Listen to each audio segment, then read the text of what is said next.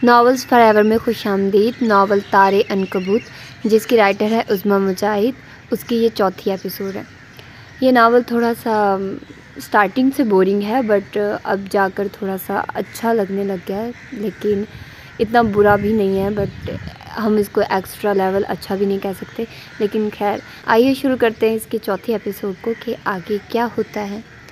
हमारे दिल के एक गोशे में अब भी तुम्हारी आरज़ू रखी हुई है, ज़ुबां के बेतलब रखा हुआ है, अना की आबरू रखी हुई है।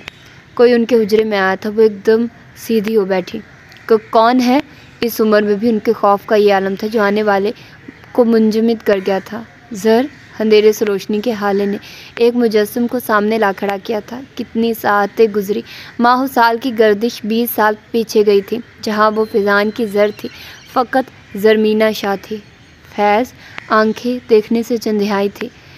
सिर्फ मेरे लिए नहीं रहना, तुम मेरे बाद भी हसीन रहना। वो आज भी वैसी ही थी। गुज़रे वक्त ने उसके चेहरे को और ज़्यादा पाकीज़गी और मतानत बख्शी थी। बरसों बाद का मिलन उसकी आंखें अश्क बार कर गया था। फिजान ने उसके सामने माफ़ी के से अंदाज में हाथ जोड़े। मुझे माफ़ कर दो ज़र, मैं बारी को ख्वाबों से हकीकत की खारदार दुनिया तक आने से नहीं रोक सका। ना ही कोई गुज़रे दिनों की जुदाई की दास्तान में मिलने की आसूदगी कर जिक्र था भी, तो इस बंजर ज़मीन हस्ती का जो उनकी आबियारी के बावजूद भी वीरान थी। फिजान की आंखें अश्कबार थी। गुज़रे वक्त ने ज़रमीना शाह के सर में चांदी की झलक दिखाई थी, तो हमेशा टप टॉप रहने वाला फिजान जो बारी का बड़ा भाई दिखाई देता था, एकदम शिकस्त खोरदा सा बुढ़ापा तारी किए हुए था। उसे बताना था ना कि उसकी माँ बुरी नहीं है। पहले उफ़क़ और अब फिजान भी बारी की नफ़रत का संदेशा लाया था। उसे एक बार तो बताते कि उसकी माँ ने अपने पुरखों का सर ऊंचा रखने के लिए। ज़रमीना के बाकी मानदा अल्फाज कम पड़ गए थे। बोलो ज़र, फिजान उसे सुनना चाह रहा था। दोनों में से किसी ने भी आगे बढ़ते सदियों की लगी बाढ़ को नहीं तोड़ा था। अपने पुरखों की कब्र का शुमला ऊंचा रखने के लिए अपना वजूद हार दिया। एक थकन सी लहजे में उतरी थी। फिजान को वाजवी कुफ्स में मकीद बेबस पंछी नज़र आ रही थी, जिसने जिंदा इंसानों को कब्रों के अमीरों की खातिर कुर्बान कर डाला था। क्या मिला ज़र? वो शिकवा नहीं करना चाहता था, वो सवाल भी नहीं करना चाहता था, फिर भी जैसे 20 साल से मन के मंदिर में बिठाए ख्वाब ख्वाहिशों की ज़िंदगी त्याग दी गई थी। आज कैसे लबों पे सवाल आया था। ज़रमीना शाह ने आंखें नीचे जैसे अपना नफ़ा नुकसान का हिसाब लगाया था। क्या मिला ज़र? सवाल फिर दोहराया गया था। दुनिया का कोई कानून, कोई मज़हब इस चीज़ को नहीं मानता। शायद लौट आने की आस बोल रही थी, लेकिन हवेली वाले मानते हैं। जिस कसम को तोड़े आप यहाँ आ गए, उस कसम को निभाने के लिए मैंने खुद को अलग कर लिया था। ज़रमीना ने एहतजाज बुलंद किया था, जैसे वो खुद ही अपने वजूद की जंग से थक चुकी थी। ज़र प्लीज़ थोड़ी सी हिम्मत दिखा दो, तो ये खुद साख्ता जंजीरें टूट भी सकती हैं। फिजान ने आगे बढ़ते उसका हाथ थामा था। इतने सालों बाद वो उस लम्स को महसूस कर रही थी। फिजान अपनी बेख्तियारी पे शर्मिंदा था, तो वो सांस रोक के सब महसूस कर रही थी। मैं उसे रोक ही नहीं पाया। उसे ख्वाब बार बार उसे उसकी जड़ों तक धकेल देते। होश संभालते ही उस दरगाहों सलाखों में जकड़ी औरतें सफ़ेद लिबास में मलबूस परियां देखना शुरू कर दी। हर वो रात अजियत में गुजरती जब वो एक नया सवाल लाए सामने खड़ा होता था।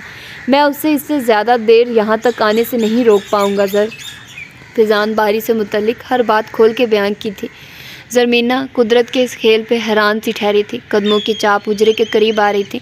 फिजान ने एक बेबस निगाह उस पर डालते साथ तेज़ी से बाहर की तरफ कदम बढ़ा दिए। उसे आज भी उसका भरम अजीज़ था, मोहब्बत का भरम, और फिर कोई भी बारी को रोक नहीं सका था। उसकी तलाश उसे यहाँ तक खींच लाई थी।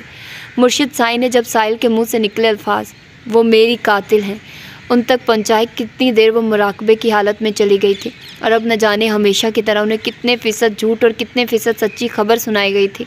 साहिल के मरने की दास्तान। इश्क अधूरा छोड़ रहे हो, ऐसा थोड़ी होता है। जोड़ के रिश्ता तोड़ रहे हो, ऐसा थोड़ी होता है। मेरे दिल को टुकड़े टुकड़े कर बैठे हो तुम, अब इन टुकड़ों को जोड़ रहे हो, ऐसा थोड़ी होता है। टैक्सी तेज़ी से एयरपोर्ट की हदूद की तरफ बढ़ रही थी जब एक झटके से रुकी। उफ़क़ अनगिनत यादों के भंवर से निकली थी। क्या हुआ था? इर्द गिर्द निगाह दौड़ाते वो बोली थी। पता नहीं बीबी जी, आगे किसी ने गाड़ी खड़ी कर दी है। टैक्सी वाले ने सादगी से जवाब दिया। उसने थोड़ा आगे देखना चाहा जब उसकी साइड वाला दरवाज़ा खुला था। बारी सुर्ख आंखों से टपकती वहशत उफ़क़ को डरा रही थी। अरे साहब, आप दूर रहो, तुम बीवी है मेरी। टैक्सी वाले ने उसकी हरकत पे रोकना चाहा था जब वो शोले बरसाते बोला, सामान डालो गाड़ी में। बिना देखे वॉलेट से पैसे निकाले उसकी तरफ उछालते साथ कहा था, नहीं मुझे कहीं नहीं जाना, मेरी फ़्लाइट का टाइम। उसकी बात अधूरी रह गई थी जहाँ वो उसे लिए अपनी गाड़ी की तरफ बढ़ा था। क्यों कर रहे हो तुम ऐसे? वो तकरीबन धाड़ी थी। तुम यूँ मेरी ज़ात को, मेरे किरदार को सरेराह बेमोल करके नहीं जा सकती उफ़क़ शाह, तुम्हें इस चीज़ का जवाब देना होगा। बारी की आवाज़ तक पहुँचना उसकी आवाज़ की औकात ही नहीं थी। और तुम भूल कैसे सकती हो उफ़क़ज़ादी कि अभी भी तुम मेरे निकाह में हो? बारी ने उसे गाड़ी में तकरीबन धक्का दिया था तो वो हवासों में लौटी थी। नहीं बारी प्लीज़ मुझे घर जाने दो, अदा साईं एयरपोर्ट पे इंतज़ार कर रहे हैं मेरा। उफ़क़ के कमज़ोर दलाइल उस पर असर नहीं कर रहे थे। जो उसका एक हाथ थामे दूसरे से ड्राइविंग कर रहा था। कोई रास्ता ना पाते उसने रोने पे इक्तफ़ा किया था। बारी ने तासुब से उस शेरनी को देखा था जो अब बिल्ली बन के बैठी रो रही थी। एक लम्हा शर्मिंदगी ने आन घेरा कि एक कमज़ोर ज़ात को अपनी अना का निशाना बना रहा है, लेकिन बारी का गुस्सा कम होने का नाम नहीं ले रहा था। वो उसे लिए निस्बतन सुनसान इलाके में आया था। एक घर का दरवाज़ा खोले उसे अंदर लाया था। आसपास घर ज़रूर थे लेकिन किसी को शायद यहाँ होने वाली किसी बात की मखबरी नहीं थी। बारी उसे घर में लाते साथ वहाँ से चला गया था। न जाने कितनी सातें गुजरी थी जो उसने लौट के आने का नाम नहीं लिया। भूख प्यास की शिद्दत से बुलबुलाती वो नरहाल सी पड़ी थी जब दरवाज़ा खुलने पे उसे अंदर दाखिल होते देखा। क्या चाहते हो तुम बारी? क्यों लाए हो मुझे यहाँ? जिस रिश्ते का कोई वजूद नहीं है, महज एक धोखा है, उसका कोई हक नहीं रखते तुम मुझ पर। वो चिल्लाते हुए उसके सामने आई थी। उसे मुसलसल बोलता देख वो उसके करीब आते उसके बाल मुट्ठी में जकड़ गया। बारी के वजूद से उठती महक बेइख्तियार उफ़क़ को पीछे जाने पे मजबूर कर रही थी। कोई धोखा नहीं है, धोखा तो तुम लोग देती हो, शाहों की बेटियां। उफ़क़ शाह, ज़रमीना शाह, बारी ने कहते साथ बेहंगम कहका लगाया था। उफ़क़ को पहली बार बारी की कुर्बत से कराहत महसूस हो रही थी। क्या बोला था तुमने? बदकिरदार? भूल गई उफ़क़ शाह, इस बदकिरदार शख्स की बाहों में कितने दिन रात गुजारे हैं तुमने? बिना उफ़क़ के एहतजाज को किसी खाते में लाए वो उसे मज़ीद अपने करीब कर गया। बारी प्लीज़ तुम होश में नहीं हो। उफ़क़ ने उसे पीछे धकेला था लेकिन वो दहान पान सी लड़की भला उसके फौलादी जिस्म का कहाँ मुकाबला कर सकती थी। बहुत कर्ज है उफ़क़ शाह, सैयद ख़ानदान पे मेरी हर बेचैन घड़ी का मदावा तुम करोगी। उसका बाजू उसकी पुश्त लगाए वो बेरहमी से बोला था। हाँ मैं गया था उस लड़की के करीब, जानती हो क्यों? तुम्हें कैसे पता होगा, तुम तो थी नहीं। ये उस वजूद की खुशबू खींच के ले गई थी वहाँ, तो तुम्हारा वजूद मेरी आदत है उफ़क़। उसके बालों को पोनी के कैद से आज़ाद किए उफ़क़ की पुश्त पे बिखेरते उसमें अपना चेहरा छुपाया। उफ़क़ को लग रहा था अगर मज़ीद बारी ने उसे अपने करीब रखा तो वो आवाज़ खो देगी। तो तुम क्यों जा रही थी उफ़क़ अपने बारी को छोड़ के? लाड़ से कहते उसने उफ़क़ के कंधे पे सर रखा था। उफ़क़ को उसकी बेहंगम बातें रुला रही थी। वो नशे में धुत कितना कुछ बोले जा रहा था। बारी, उफ़क़ ने अब के कमज़ोर एहतजाज बुलंद किया। उसका सर अपने कंधे से हटाना चाहा लेकिन सुबह से भूखा प्यासा वजूद अपने अंदर कहाँ इतनी हिम्मत रखता था। बारी ने उसके लबों पे हाथ रखते उसकी बोलते ही बंद करवा दी। महसूस करो ना उफ़क़ इन तन्हाइयों को, इन सन्नाटों को जो मेरे अंदर है। मुझे मना लो उफ़क़, बारी बहुत अच्छा है लेकिन वो अंदर से खाली है। तो तुम उसे अपने साथ ले जाओ, वहाँ बहुत सुकून होगा ना। मैं ज़रमीना शाह से मिलना चाहता हूँ, मैं माफ़ नहीं करूँगा।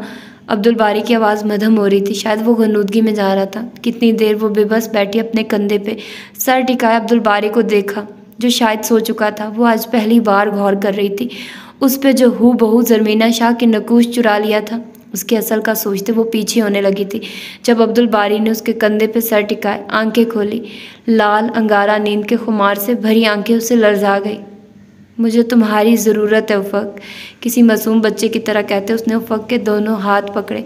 उफ़क़ को उस पर तरस आया था लेकिन वो इतना भी हमदर्दी के काबिल नहीं था। तुम कुछ नहीं बोलोगी? उसे जवाब देता ना देख वो मायूसी से बोला था। उफ़क़ ने बेसाख्ता नफ़ी में सर हिलाया। क्यों उफ़क़ शाह, हर कोई अब्दुल बारी को तमाशा बनाने यहाँ आएगा?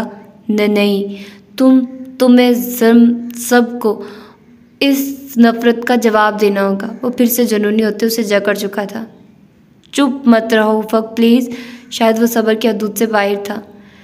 उफ़क़ को समझ नहीं आ रहा था वो ऐसे शख्स को क्या बोले जो इस वक्त अपनी ज़ात से नाशना था। अचानक से अब्दुल बारी की हरकत उफ़क़ को होश में लाई थी। खुद पे झुकते अब्दुल बारी को उसने पीछे धकेला मगर कोई फ़ायदा नहीं हुआ था। कैसे अब्दुल बारी के वजूद से इनकार कर सकती हो तुम? मैं तो तुम्हारे वजूद का भी हिस्सा हूँ। वो चिल्लाते हुए अपना सारा गुस्सा उस पर निकाल रहा था। उफ़ा का कोई एहतजाज काम नहीं कर रहा था। जहाँ वो अपने बदले और फतह के जश्न की लगी आग को उसके वजूद से मिटाता रहा, आने वाले कई दिनों तक वो भूख प्यास निढाल उसकी हवस का निशाना बनती रही थी। मोहब्बत किसी कोने में बैठी सी सकती रही। मामूल के मुताबिक वो घर आया तो उफ़ा का कहीं कोई वजूद न था। वो परेशान हो उठा था जब अपने पीछे खटके पे वो मुड़ा, लेकिन तब तक उफ़ा ने हाथ में पकड़ा रॉड उसके सर में दे मारा था। अब्दुल बारी ने बेयकीन नज़रों से उसे देखा, जो अपना वार खता होने पे थर थर काँप रही थी। हैरत उफ़ा, जो कल तक मोहब्बत की दावेदार थी, इतनी नफ़रत का मुजाहरा कैसे? उसके अल्फाज ही नहीं, अंदाज से भी हैरत आया थी। कौन सी मोहब्बत? नफ़रत है मुझे तुम जैसे शख्स से जो किसी का सगा नहीं है। उफ़ा ने इतने पे बस नहीं किया था, मुंह से थूका नहीं था, बाकी तमाम तरअंदाज नफ़रत लिए हुए था। ताक पे बैठी नफ़रत और मोहब्बत का नाम लेते लड़ने वालों को देखते नफ़रत ने मोहब्बत को देखा तो उसने गरूर से मुंह मोड़ लिया। तो तुम मुझसे नफ़रत नहीं कर सकती उफ़ा? अब्दुल बारी ने उसे झंझोड़ते जैसे नींद से जगाना चाहा। नफ़रत ने आंखें सुकेड़ते अब गुस्से से अब्दुल बारी को देखा। वो तो उसका पैराहन पहन के रखता, वो तो नफ़रत का मुरीद था, फिर क्यों उफ़ा से मोहब्बत की बात कर रहा था? क्यों? क्या ये इख्तियार सिर्फ तुम्हें हासिल है? वो बिना खौफ के बोली थी। नफ़रत ने फातिहाना अंदाज में मोहब्बत को देखा। अब्दुल बारी मुनकर हुआ। तो क्या हुआ? उफ़ा अब उसकी मुरीद थी। मोहब्बत को नफ़रत की ये गुस्ताखी मंजूर नहीं हुई तो अब्दुल बारी के सामने जा खड़ी हुई। अब्दुल बारी, तुम उफ़ा को नहीं खो सकते। तुम उसे बताओगे कि तमाम तर नफ़रत के बावजूद तुम उससे हार गए हो। उफ़ा की मोहब्बत तुम्हारे दिल में घर कर गई है। मोहब्बत ने बारी को हौसला दिया था। वो एकदम मोहब्बत का साथ पाते मजबूत हुआ था। वो तन्हा नहीं था, उसकी हमरा मोहब्बत थी। मैं नहीं जानता कब क्यों कर मैं उफ़ा के शहर में जकड़ा गया। शायद इस वक्त जब मरी के होटल में तन्हाई हासिल होने के बावजूद भी मोहब्बत ने इज़्ज़त को मोतबर जाना था। अब्दुल बारी के अल्फाज पे नफ़रत के मुँह तमांचा पड़ा था। शायद जब जब कामरान की दरी पे गया वहाँ का डूबता सूरज मुझे मेरे अधूरे वजूद के साथ को कबूल ना करने मुँह छुपा लेता था। अब्दुल बारी का बेबस अंदाज। वो आज शायद पहली बार उस झील को एक जबूत में देख रही थी। नहीं उफ़ा, शायद इस वक्त भी मैं तुम्हारी मोहब्बत के असार में था जब मिराल मेरे पास आई थी, लेकिन उसकी महक उफ़ा जितनी मुक़द्दस नहीं थी। मोहब्बत ने नफ़रत के सामने सुरखरुई का इशारा किया तो नफ़रत उसे मुंह चढ़ाते उफ़ा के सामने जा ठहरी। नहीं उफ़ा, हिम्मत मत हारना। इस शख्स ने तुम्हें इस्तेमाल किया, तुम्हारी तौहीन की है, हर मौके पे तुम्हें नीचा दिखाया। तुम्हारे असल से नफ़रत करने वाला किस तरह भला यूं अचानक से मोहब्बत को दोस्त बना रहा है? इसके बहकावे में मत आना। नफ़रत अपना पाठ पढ़ाए मोहब्बत को तमाशा देखने की तरफ इशारा कर रही थी। मैं तुम्हें बद्दुआ दूंगी, बदनाम बेइज्जत होके निकलोगी मोहब्बत की गलियों से। मोहब्बत ने रोते हुए नफ़रत को कहा। मोहब्बत कमज़ोर पड़ रही थी पर नफ़रत वो तो फाते आलम बनी उफ़ा को देख रही थी। ज़रमीना को मकड़ी से तशबीह दे के सारी ज़िंदगी नफ़रत करने वाले शख्स को अगर ये पता चले कि वो भी एक फितने का शिकार हुई है, जहाँ वो दरगाह के मंबर सजाए लोगों के लिए मुश्किल कुशा, नऊज़ बिल्ला मुश्किल कुशा सिर्फ अल्लाह की ज़ात है, बन के उनकी हाजतें पूरी कर रही हैं, वो कहीं दर्जे उस शख्स से बेहतर है जो एक शराबी, जवारी और धोखेबाज है। नफ़रत से कहते उसने बारी से मुंह मोड़ लिया था। जहाँ उसने शर्म व हया की चिलमन देखी थी वहाँ नफ़रतों के शोले उसे जलाने लगे थे। इन ऊंचे मकतबों तक पहुँचना तुम जैसों के लिए नामुमकिन है। वो पाक बीबी है, पाक बीबी दुनिया की गलाजत का उनसे दूर दूर तक कोई वास्ता नहीं है। तभी खुदा ने तुम्हारे जैसे नजस इंसान को उनके वजूद का हिस्सा बना के भी उनकी मोहब्बत से दूर रखा है। अरे तुम्हें तो इतना भी शर्फ ना मिले जो कभी उनके अकीदतमंदों में शामिल हो जाओ।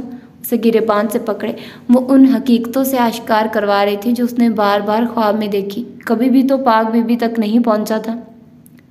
मोहब्बत से सकते हुए अब्दुल बारी के कदमों से लिपटी उसकी मिन्नतें कर रही थी कि वो उफ़ा को मना ले, लेकिन वो बोला भी तो क्या। आज से उफ़ा तुम्हारी आज़ादी के दरवाजे तुम्हारे लिए खुले हैं। हाँ, लेकिन लौट के आना चाहो कहीं भी अब्दुल बारी को हक पे पाओ तो लौट आना उफ़ा। मोहब्बत के सामने अब्दुल बारी ने हाथ जोड़े उसे अपने पास से हटाया उफ़ा से कहा। नफ़रत ने मोहब्बत को देखा जो अभी उसे बद्दुआ दे रही थी और ख़ुद क्या माही बेआब की तरह सिसक रही थी। आइंदा उफ़ा के रास्ते में मत आना अब्दुल बारी। उफ़ा की दुनिया इस आम दुनिया से बहुत अलग और ख़ास है। ज़रमीना शाह के हक़ में दलाइल देने वाली उफ़ा अपने दफ़ा में कुछ नहीं बोल पाई थी। अब्दुल बारी खाली दिल दिमाग लिए उसे जाता देख रहा था जो उसकी आम दुनिया से ख़ास दुनिया की तरफ जा रही थी। नफ़रत ने ताली बजाते मोहब्बत को नीचा दिखाया। ऐ मोहब्बत, तेरे अंजाम पे रोना आया। उफ़क़, तुम जज्बातियात में कोई फ़ैसला नहीं लोगी। ज़रमीना शाह को उसके बच्चे की बाबत मालूम पड़ा तो रोते हुए इस्तदा की, नहीं फूफो, मैं एक और अब्दुल बारी दुनिया में नहीं लाना चाहती जो रियाकारी और झूठ सरका बेचो। मैं ऐसे किसी पौधे की नशोनुमा नहीं करूँगी। वो हारी थी, टूट के बिखरी थी और फिर अपने किरची किरची वजूद को समेटे खड़ी हुई थी। उफ़क़, वो अकेला ही कसूरवार था क्या? एक कठिन सवाल। उफ़क़ को हंसी आ गई।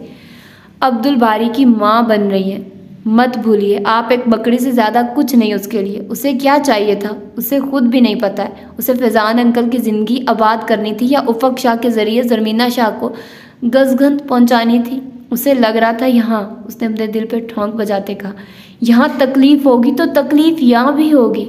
होंठों का कोना चबाते ज़रमीना शाह के दिल पे हाथ रखा था, लेकिन वो शायद जानता ही नहीं है, यहाँ दूसरों के दुख दर्द को बड़े हौसले से सुना जाता है और इस तकलीफ़ को एक तावीज़ में समेट के गले का हार बना दिया जाता है। हाँ हाँ, ज़रमीना शाह ने तड़पते उसे गले से लगाया। उफ़क़ शाह का ज़ब्त टूटा था। हार गई आपकी फुफ्फो, वो हार गई। आज़ादी की चाह कब मोहब्बत की ग़ुलामी में चली गई उसका तो पता ही नहीं चला। सब ख़त्म हो गया, सब। उसने सिर्फ अपनी ज़ात का मान गरूर नहीं खोया, मोहब्बत भी खो दी।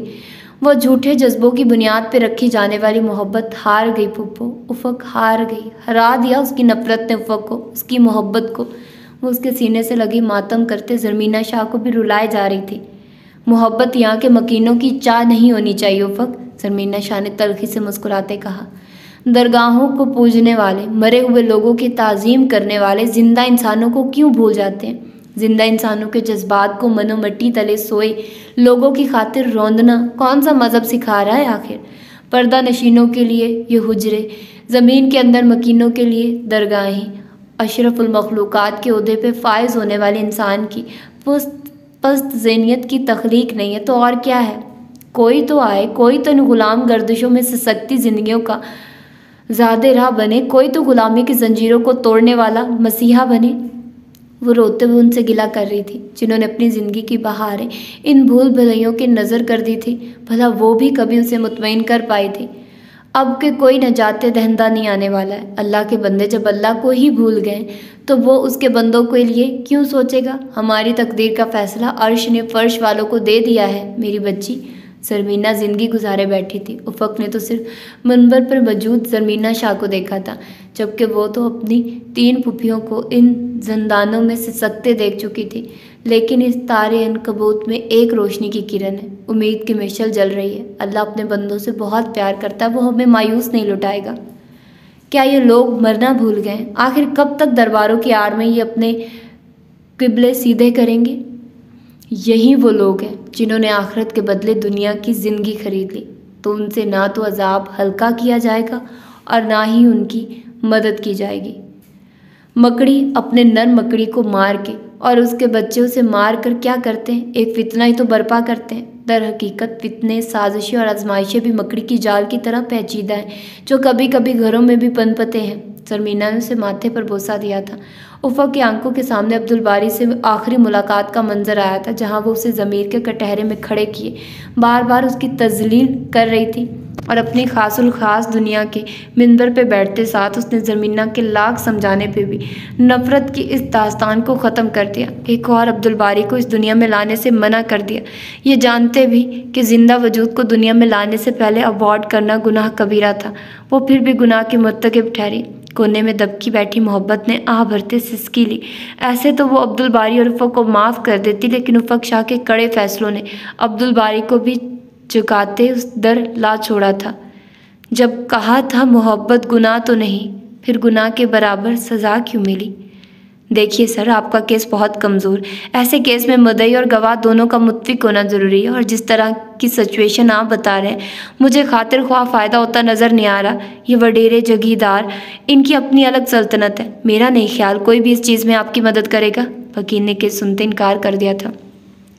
ये हक़ है कि कुरान पाक अल्लाह की वो मुक़द्दस किताब है जो हज़रत मोहम्मद सल्लल्लाहु अलैहि वसल्लम पर नाजिल की गई, जो रोज़े क़यामत तक हमारे लिए हदायत और रहनुमाई का सरचश्मा है। मगर कुरान पाक के साथ निकाह बिल्कुल गैर शरई है, गुनाह है।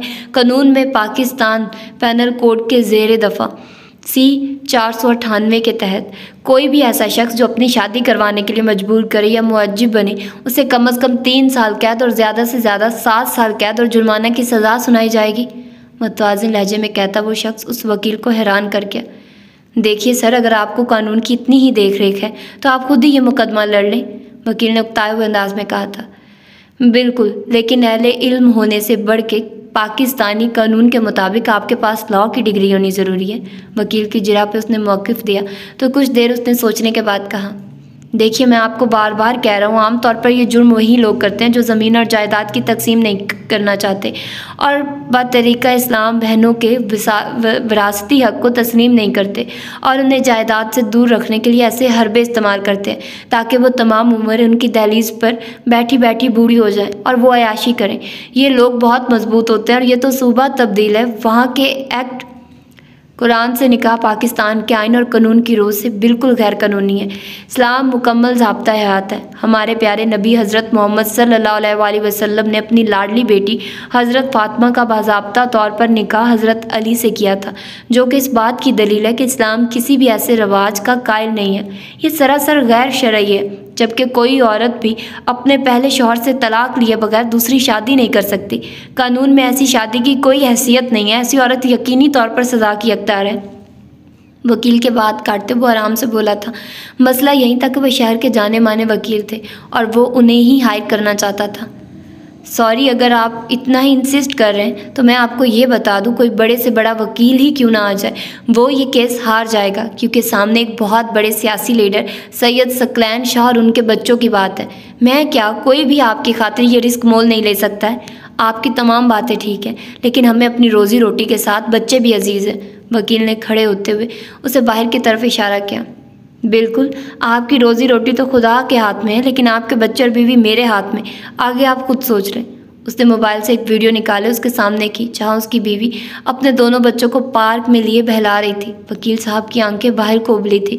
उनके मफहूम में छुपी धमकी वो जान चुका था। देखिए, ये गैर कानूनी तरीका है, वकील ने पसीना पोंछते कहा। बिल्कुल, जब कानूनदान कानून की इज्जत नहीं करेंगे तो फिर आम आवाम को उनके मेयार तक आना पड़ेगा। उसके अंदाज में छुपा तंज वकील को जज्बस कर गया। ठीक है अब्दुल बारी साहब, लेकिन इस केस में सज़ावार औरतें भी होंगी। वकील ने हामी भरी तो मुस्कुरा दिया। मैंने तो मना ही नहीं किया। आप पहला फ़र्द जुर्म ज़रमीना शाह और उफ़क़ शाह पे आयद करेंगे, जिन्होंने ज़ालिमों का साथ देते अपनी अज़वाजी ज़िंदगी के साथ साथ अपने बच्चों का भी कत्ल किया। ये रहे सबूत के मायनों में निकाहनामे। सैयदा वाली हवेली में एक कहराम मचा था, जहां अदालती समन लिए अब्दुल बारी पुलिस की भारी नफरी समेत वहां पहुंचा हुआ था। मुल्क के बड़े बड़े पर्दा नशीनों का नाम खबरों में उठ रहा था, इसलिए मीडिया भी आग लगाने को वहां आन मौजूद हुआ था। इस हरामजादे को पैदा होते ज़मीन में गाड़ क्यों नहीं दिया? गलती की, बहुत बड़ी गलती की है। हवेली के अंदरूनी दरवाजे बंद कर दिए गए थे, जबकि सकलैन शाह मुकम्मल तौर पर खुद को बेबस महसूस कर रहे थे। हवेली से मलहका कहीं एक उजरों से ऐसी औरतें भी निकाली गई थी जिनका सैयद साहब से दूर दूर तक वास्ता नहीं था, लेकिन दुनिया वालों के सामने उन हुजरों की तरफ निगाह उठाना भी जुर्म था। लेकिन वहाँ हवेली के मर्दों की अयाशी का मुकम्मल सामान मौजूद था। बाबा साईं, आखिर वो चाहता क्या है? अगर बात सिर्फ ज़मीना शाह की होती तब भी ठीक था, लेकिन उसने मुकदमे में उफ़क़ को भी घसीटा है। सुल्तान शाह ने परेशानी से माथा मसला था। अभी तो बाप को मुकम्मल बात नहीं बता रहा था, जहाँ वाज़े अल्फाज में उसकी माँ और बीवी को उनका निकाह पे निकाह करवाते साथ हब्से बेजा में रखने की दरख्वास्त थी। ज़रमीना शाह की हद तक मामला सब समझ रहे थे, लेकिन उफ़क़ क्यों? ये एक सवाल था जो सबको परेशान हाल किए हुए था। उस हरामजादे की इतनी औकात कि वह सकलैन शाह के सामने तन के खड़ा हो। केस तो शायद सकलैन शाह जीत भी जाते, लेकिन मीडिया जो उनके सियासी करियर की बैंड बजा रहा था वो सवालिया निशान था। डिप्टी कमिश्नर से लेकर CM तक ने भी उनकी मदद से हाथ उठा लिए थे, क्योंकि ये मामला मीडिया हैंडल कर रहा था। अब उन्हें अपनी इज्जत बचाने के लिए मज़हमती बयान देने थे, ना कि सकलैन शाह का साथ। उनके सियासी हरीफ बढ़ चढ़ के बयानात दे रहे थे, जहाँ से बारी की पोजीशन और मुस्तहकम हो गई थी। आखिर कब तक वो भी उस तूफान को रोक पाते? लेडी कांस्टेबल्स हर कमरे की छांटी कर रहे थे। इर्द गिर्द के लोग उसे दरबार और उसके गद्दी नशीनों की तौहीन करार दे रहे थे, लेकिन कब तक के इन अंधे अकायद के लोगों की वजह से ये रवायतें परवान चढ़ती? और जब जुल्म हद से बढ़ जाए तो मिट जाता है। सैयदा वाली हवेली के फ़िरौनों का एहतसाब किया जा रहा था। तमाम तर ऊंचे शिमले अपने पूरे वजूद से ज़मीन पे मसमार हुए थे। सिर्फ मर्दों को ही नहीं, घर की तमाम ख़वातीन को कटघरे में खड़ा किया जाना था। ज़रमीना शाह ने एक बार अब्दुल बारी से मिलने की ख्वाहिश की थी, लेकिन उसने साफ इनकार कर दिया था। वो कमज़ोर नहीं पड़ना चाहता था। वो ज़ात के तकद्दुस के सामने खुद को कमज़ोर नहीं करना चाहता था। शायद ये भी उसी के इंतकाम का कोई नया अंदाज था। दूर कहीं बुल्ले शाह के मस्कन पे आने वालों ने यूं बेनामी की राह चुनने वालों के जैसे तनबीही अब्दुल बारी को भी की थी। सादात का खून भी तो उसमें शामिल था, जिसकी लाज रखने की दुहाई दी जा रही थी, लेकिन उसने तमाम कौमियत ज़ात के तफरके में पड़े बगैर इस वक्त को आंखों के सामने लाया जब वो एक लाचार पंछी की तरह दरबार की चौखट का सायल था। उसकी कोई शनाख्त ना थी, तो आज भी उसे ज़रमीना शाह से कोई शनाख्त नहीं चाहिए थी। इन जंजीरों के चटकने की आवाज़ गुलाम गर्दिशों को भी चौंका रही थी। तकियानुसी रस्म रवाज और रवायती बंधन टूट रहे थे। नस्ली तफाकुर को खाक में मिलाने की पादाश में एक मखसूस तबके की तरफ से जो सकलैन शाह जैसी रवायत की पासदारी कर रहा था, अब्दुल बारी को बार बार ज़ेरे अताब लाया जा रहा था, लेकिन वो अपनी सरमस्ती और धुन में चलते मजहबी पेशवाओं की चेहरा दस्तियों को तनकीद का निशाना बना रहा था। मीडिया ने भी अब्दुल बारी की बहादुरी, जुर्रत और दलेरी का साथ देते उन मजहबी ठेकेदारों को रद्द कर दिया था। कहीं एक कलामा ने भी इस मसले को सरासर इस्लाम से मजाक कहते उसकी भरपूर तरदीद की थी। हर तरफ एक तूफान बरपा था। जहां मीडिया इस आग को मजीद तीली लगा रहा था, दरबार पे ताले पड़ गए थे। आने वाले ज़ाहिरीन मायूस लौट जाते। मस्जिद के मीनारों पे बैठे परिंदे तासुफ से उस आदमजात को देखते जो दरगाह के बंद होने पे तो मायूस लौट रहा था, लेकिन 2 कदम पे बनाई मस्जिद की चौखट खुली देख उसे खुशी नहीं हो रही थी। कहीं लोगों का कारोबार दरबार से मुंसलिक था, वो ठप होके रह गया था। कोई चलता फिरता मुसाफिर कुछ देर सस्ताने को वहाँ ठहरता तो दरबार के परिंदों की नज़र अपना बचा हुआ खाना रख जाता। परिंदे भी हैरान थे कि उनका पेट दरबारों पे मिन्नत का नाम लेके फेंकने जाने वाले दानों से भर रहा था। कहीं कोई भी उन्हें अल्लाह के नाम पे और बराए हसाल सवाब लुकमा नहीं देता था। तो क्या सैयदा वाली दरबार के नशीनों की कब्रें अब बरकत और मन्नतें पूरी नहीं करने वाली थी? ये कैसे कब्र नशीन थे जो खुले दरवाजे बरसते नोटों से तो लोगों की ख्वाहिशें पूरी करते थे, लेकिन ताले लगे कमरों से वो लोगों को अता नहीं कर पा रहे थे? कोई एक ऐसा फ़र्द वाहिद भी वहाँ मौजूद नहीं था जो एक बार सोच लेता, अगर ये कब्र नशीन हमारी मिन्नतें पूरी करने वाले हैं तो उन्हें तालों से कोई फ़र्क नहीं पड़ना चाहिए। लेकिन उन्हें फ़र्क पड़ रहा था, क्योंकि ये वही लोग थे जिनकी अकल पे ताले पड़े थे, जिनकी रस्सी दराज कर दी गई थी, जो बसारतों के होते हुए भी देखने से महरूम थे, जो इस बात की नफ़ी कर रहे थे जो जिंदा जावेद रहने वाली है, जिसे माज़अल्लाह मौत की परछाई का डर नहीं, जिसे ना नींद आती है ना ऊँग, ना तो वो किसी की कोई औलाद है ना ही वो किसी की औलाद है। तो फिर समझने वालों की अकल पे पर्दा क्यों?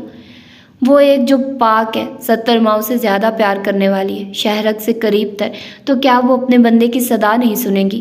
तो क्या वो जो खलक के कायनात का बानी है, अपने बंदे को राह मुस्तकीम की तरफ बुलाने वाला, इब्राहीम को आग से बचाने वाला, सफ़ा मरवा के दरमियान से जमजम की नवीद सुनाने वाला, पत्थर में भी कीड़े को रिज़्क़ अता करने वाला, नूह की कश्ती को तूफान से बचाने वाला, मूसा के लिए नील से रास्ता बनाने वाला रब अपने बंदे की क्यों नहीं सुनेगा, जिसने ख्वाहिश भी तो किया, मुझे पुकारो, मैं पुकारने वालों की पुकार ज़रूर सुनता हूँ। और अल्लाहु अकबर, अल्लाहु अकबर, मेरी पुकार सुनो, वो पुकार जो 5 वक्त तुम्हें मेरी बढ़ाई और किबरियाई का यकीन दिलाती है। अशहदु अल्ला इलाहा इल्लल्लाह, वो पुकार जो शहादत की होती है। ऐसी शहादत रब बारी की ज़ात वाहिद है, यकता है, उसका कोई शरीक नहीं, वो जो कलमा गो होने का हक़ अदा कर दे, ना कि कलमा गो की ज़बान पे खुदा की पुकार से ज़्यादा कब्र नशीनों की तख्तियों को अहम जाना जाए। अशहदु अन्ना मुहम्मद रसूलुल्लाह, ए कब्र नशीनों के पैरोकार, उस मोहम्मद अरबी सल्लल्लाहु अलैहि वसल्लम की गवाही मानो, उसकी बात सुनो, जिसने अपनी उम्मत से कहा मेरे मरने के बाद मेरी कब्र को सजदा गाह न बना लेना। जो किसी कब्र नशीन की तरफ गए तो सलाम कहते साथ सिर्फ ये कहा, हम भी जल्द तुमसे आ मिलेंगे। वो लोग जो तुम्हारी दुआ के मुंतज़िर हैं, भला वो अपने मसमार वजूद के साथ तुम्हें क्या देंगे? हय्या अलस सलात, हय्या अलल फलाह। दूर मीनारों से इस्लाह और फलाह की आवाज़ बुलंद हो रही थी, लेकिन मज़ारों से नहीं। हर तरफ इंसानियत के मर जाने और इंसानों के ज़िंदा रहने पे उदासी छाई थी। आपकी बेल हो गई है बीबी, आप जा सकती हैं। वो जो कुछ देर पहले हवेली के बाकी मकीनों के साथ थाने पहुंची थी हैरान रह गई। वकील साहब, इंस्पेक्टर ने शायद वकील को बुलाया था। शर्मीना शाह की नज़रें बेसाख्ता आने वाले की तरफ उठी थी, जहां फैज़ान बिल्कुल प्रोफेशनल अंदाज में हाथों में डॉक्यूमेंट्स लिए अंदर आया था। सर, ये इनके कबल इस वक्त गिरफ्तारी की ज़मानत के कागजात। फैज़ान ने कुछ कागजात इंस्पेक्टर के सामने रखे तो उसने खफीफ सा इशारा करते साथ उन्हें ले जाने का इशारा किया था। फैज़ान मुतमईन सा उफ़क़ और शर्मीना शाह को लिए गाड़ी की तरफ बढ़ गया था। अब्दुल बारी ने एक सुलगती निगाह उन सब पे डाली जहाँ वो खुद को चादर से छुपाए फैज़ान के साथ जा रही थी। वो सुलगते हुए इंस्पेक्टर के सर पे पहुंचा था। देखिए सर, उनके पास दायर केस की डिग्री और बाकायदा जज के फैसला मुंसलिक था। ये सरासर कानूनी चाराजोई के साथ हुआ, हम इसमें कुछ नहीं कर सकते। अब्दुल बारी के वकील ने भी उसे समझाया था। वैसे भी आपका जो मकसद था वो पूरा हो चुका है। सकलैन शाह सलाखों के पीछे और हवेली में हो का आलम बरपा है। दरबार पे ताले पड़े हैं। जहाँ तक खवातीन का बयान रिकॉर्ड करवाया गया वो जबरी तौर पे उसका हिस्सा बनी है। वकील ने फाइल से कुछ कागजात निकाले, उसके सामने किए थे, जिन्हें बारी ने हाथ का इशारा करते साथ देखने से मना किया था। क्या ये सच है उफ़क़ शाह आपके निकाह में थी? मीडिया जो इस सारे किस्से को क्लेम कर रहा था, बारी को थाने से निकलते लाइव कवरेज के लिए आया। जी बिल्कुल, वो अभी भी मेरे निकाह में है। अब्दुल बारी की यकीन भरी आवाज़ थाने में मौजूद टीवी पे गूंजी तो सर झुकाए सकलैन शाह ने सर उठाया था। सर, सुनने में आया कि वो आपके बच्चे की माँ बनने वाली थी, जिन्हें अबॉर्ट करवा दिया गया। एक और सहाफ़ी का सवाल आया था जो अब्दुल बारी के लिए बिल्कुल गैर मुतवक्के था। उसका दिमाग बिल्कुल सुन्न हो गया। उफ़क़, बच्चा, अबॉर्ट, लफ्ज़ों की गूंज उसके दिमाग पे लग रही थी। सर, अब आप क्या करेंगे जहाँ मीडिया और कानून का पूरा साथ है, आपके साथ है? दूसरे सहाफ़ी का सवाल आया था जहाँ अब्दुल बारी का वकील आगे बढ़ा था। देखिए, हम मुजरमों को कैफरे किरदार तक पहुंचाना चाहते थे, जिसकी पहली इंट रख दी गई है। बाकी इंशाल्लाह केस का जो फैसला होगा फिर ही इस पर बात होगी। वकील ने पहलू बचाते जवाब दिया था। सर बारी सर मीडिया वालों से घेर रहे थे, जबकि वो उनसे दामन बचाता अपनी गाड़ी की तरफ बढ़ा था। Sir, last question please. Sharmina Shah का ताल्लुक आपके चचा बैरिस्टर फैज़ान से बनाया जा रहा है। इस रिश्ते में कितनी सदाकत है? सर, क्या वो वाकई उनकी बेल करवा के गए हैं? एक सहाफ़ी ने उसकी गाड़ी के शीशे को बजाते सवाल किया था। अब्दुल बारी ने बिना किसी के जवाब दिए गाड़ी बढ़ा ली थी। आपके बच्चे की माँ बनने वाली थी, बच्चा अबॉर्ट। शर्मीना शाह का ताल्लुक बैरिस्टर फैज़ान से। जुमलों की तकरार थी जो उसका ज़हन माफ कर रही थी। नहीं उफ़क़ शाह, तुम ऐसे नहीं कर सकती। तुम हमारे बच्चे को अनगिनत सोचों में उलझा सामने से आती हाई स्पीड गाड़ी को नहीं देख पाया था। जब अपना बचाव करने के चक्कर में वो गाड़ी टर्न करते बेकाबू होते सामने हाई स्पीड ब्रेकर से टकराया था। गाड़ी बेतवाज़ुन होती कलाबाजी खा गई थी। जहाँ दर्द शिद्दत की सी तड़प उठा, उसे अपनी मौत सामने नजर आ रही थी। अल्लाह, दुनिया को तहस नहस करने पे तुले शख्स से कितने अरसे बाद उस मुश्किल कुशा का नाम लिखा था, जिसने गफलत और गुनाहों में डूबे शख्स को भी लब्बैक बोलते उसकी हिफाजत कर ली थी। क्योंकि वो अपने बंदे को नहीं भूलता, चाहे उसे उसका बंदा जितना भुलाए रखे। बंद करो ये, जज झूठ बोल रहा है ये शख्स, मेरी उफ़क़ पपवाक है। सकलैन शाह की आवाज़ों पे सारा अमला इकट्ठा हुआ था, जबकि साथी कैदी भी उसकी हालत देखते परेशान हो उठे। नहीं उफ़क़, वो ज़ारो कतार ज़मीन पे बैठा रो रहा था। जी बिस्मिल्लाह सैयद साहब, बखैर आफ़ियत, ये फरीज़ा भी पूरा हो गया, मुबारक हो आपको। रोटी खिलाओ, फिर मेहमान इंतज़ार कर रहे होंगे। दुल्हन बेटी को उसके कमरे तक पहुंचा दिया ना? हाँ अम्मा, माशाल्लाह बहुत खुश है हमारे फ़ैसले से। वक्त की धूल सकलैन शाह की सांस में भर रही थी।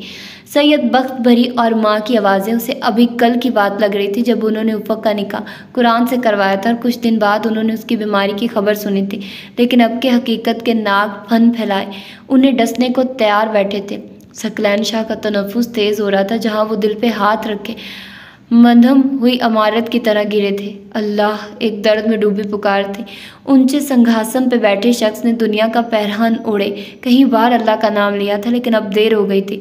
उसका करोफर इस वक्त टूटा जब खुदा ने अपनी रहमत की दराज रस्सी खींचते उसे मुंह के बल गिराया था।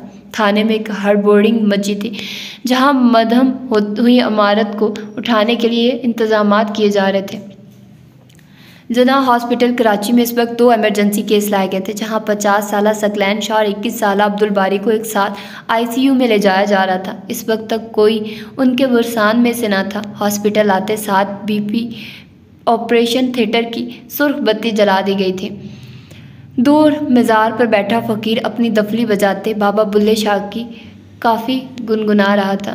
बुलिया की जाना मैं कौन, ना मैं मोमिन विच मसीता, ना मैं विच कुफर दियां रीता, ना मैं पाका विच पलीता, ना मैं मूसा ना फिरौन। बुलिया की जाना मैं कौन, ना मैं विच पलीती पाकी, ना मैं विच शादी गमना की, ना मैं आबी ना मैं खाकी, ना मैं आतिश ना मैं पौन। बुलिया की जाना मैं कौन, ना मैं भेद मजहब दा पाया, ना मैं आदम हवा जाया, ना कुछ अपना नाम धराया, ना विच बैठन ना विच भून। बुलिया की जाना मैं कौन, अव्वल आखिर आप नु जाना, ना कोई दूजा होर पछाणा, मैथू वध ना कोई सियाणा। बुलिया ओ खड़ा है कौन, बुलिया की जाना मैं कौन।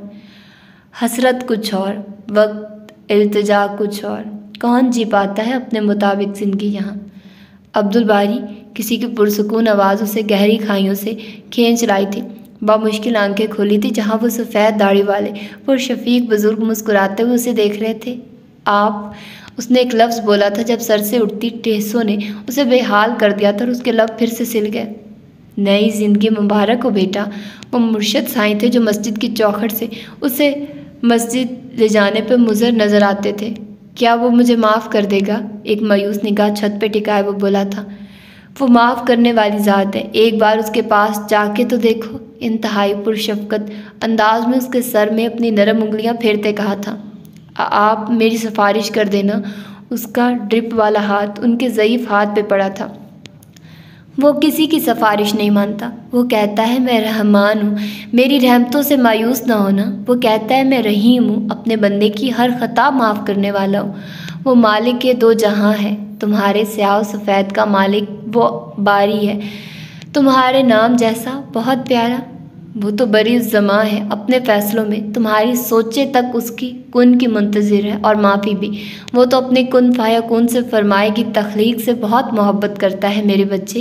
ये तो इंसान की गफलत जो उसके करम से मुंह मोड़े हुए है। मुर्शिद साईं का हाथ उसके बाल सुला रहा था, जिसकी बंद आंखों से निकला शर्मिंदगी का कतरा अल्लाह की बारगाह में जाते अपने लिए माफ़ी का तलबगार था। मुर्शिद साईं के चेहरे पे उसकी शर्मिंदगी का ये मंजर पुरकशिश मुस्कुराहट लिए हुए था।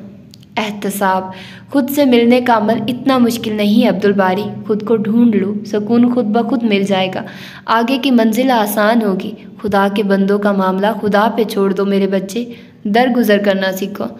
कुछ देर को मुर्शिद साईं ने अपनी बात कहते एक गहरी सांस भरी और फिर से अपना अमल दोहराने लगे थे, उसके बालों में अपनी उंगलियां फेरने वाला।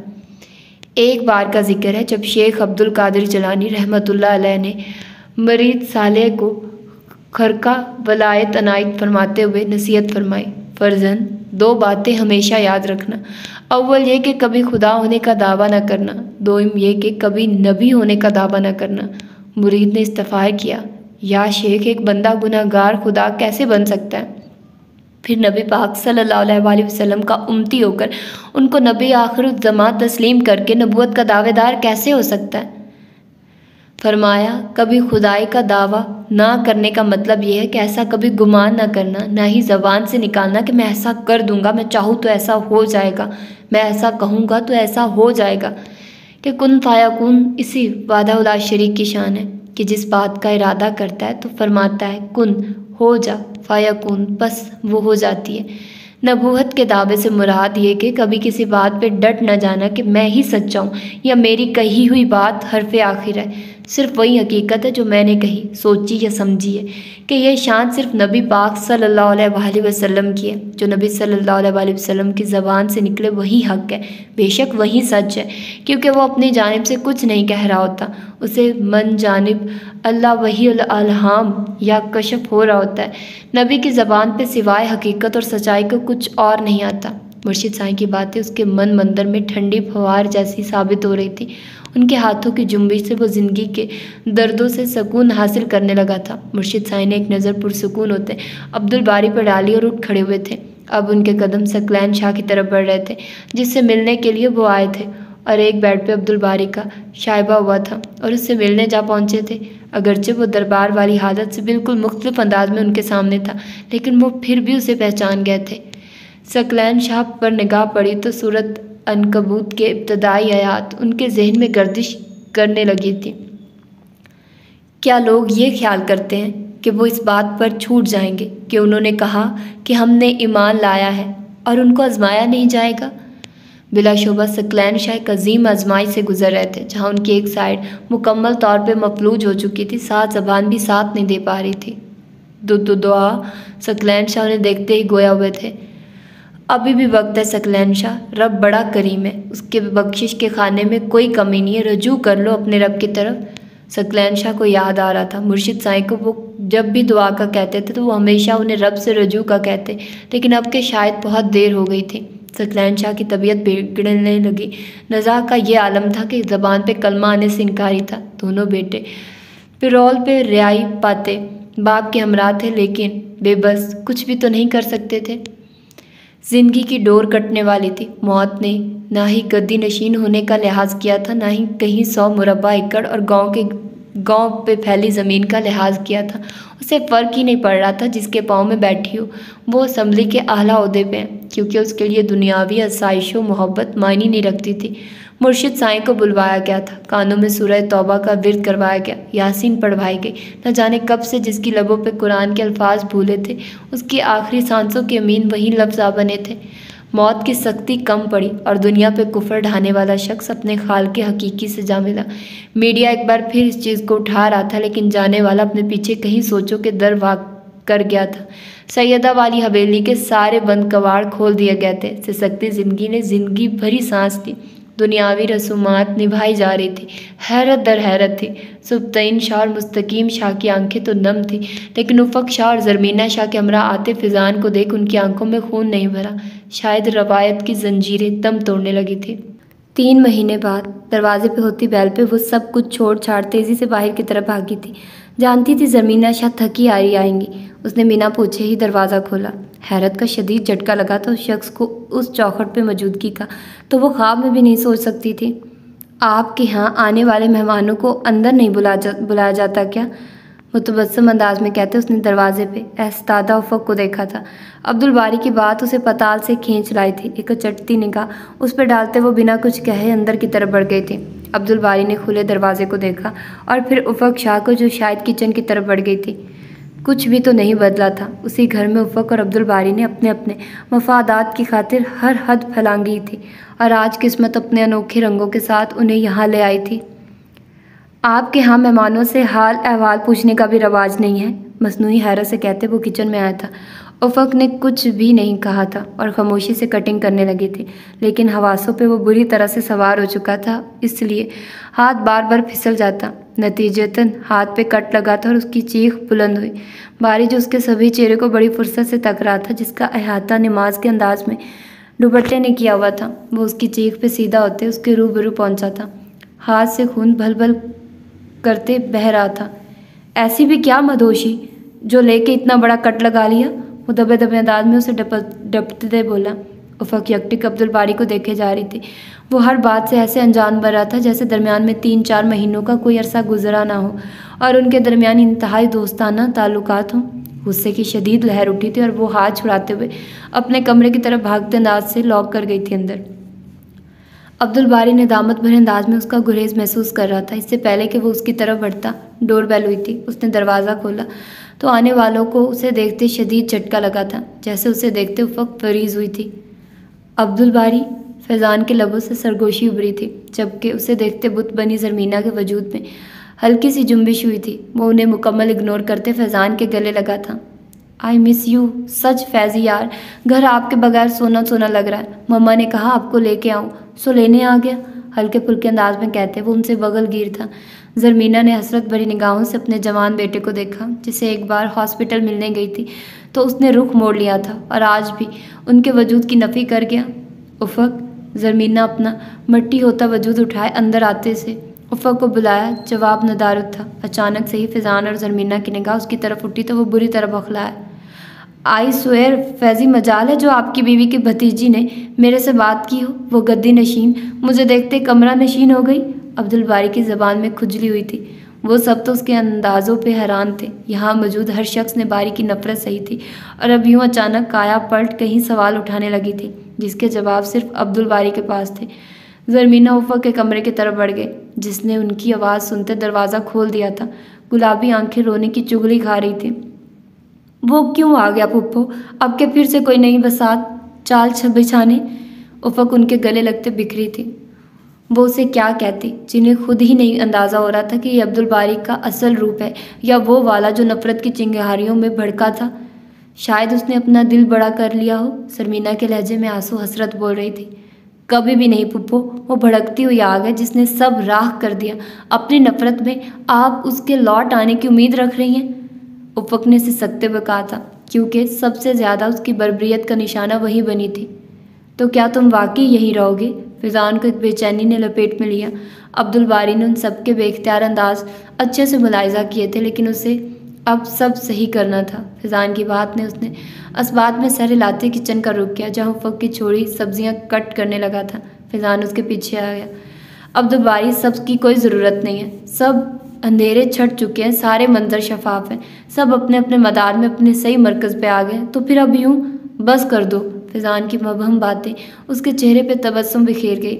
यही तो अफसोस है, सभी अपने दायरे में दाखिल हो चुके हैं सिवाय अब्दुल बारी के। फैज़ी वो आज भी तन्हा है।